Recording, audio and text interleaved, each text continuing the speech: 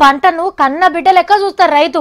ఇత్తు పెట్టిన కాంచెల్లి నీళ్లు పోసి కలుపు తీసి మందు కొట్టి పంట కోసి మార్కెట్కి తీసుకుపోయి అమ్మేదాకా కడుపులో పెట్టి చూసుకుంటాడు.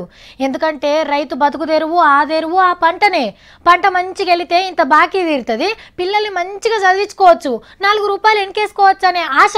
కానీ ఈ ఆశకు అగ్గి పెట్టే పరిస్థితి వచ్చింది ఈ రైతుకు.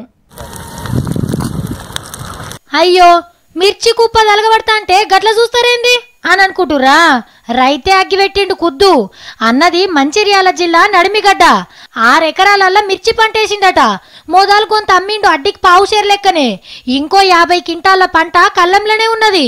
మార్కెట్కి తీసుకుపోతే తొవ్వ ఖర్చులు కూడా మీద పడతాయని అట్లనే ఊకున్నాడట. బోకరిగాళ్ళు వచ్చి క్వింటాల్కి 2,500 ఇస్తాం అమ్ముతావా అని అడిగితే అన్న కడుపు మండింది. ఈగేముంది, చేసిన కష్టాన్నంతా యాద్ చేసుకొని పంటకు నిప్పు పెట్టిండు. అయ్యా ఆఫీసర్లు, ఇంకో రైతుకు గిసొంటి పరిస్థితి రాకుండా చూడండి సార్లు, మీకు పుణ్యం ఉంటది.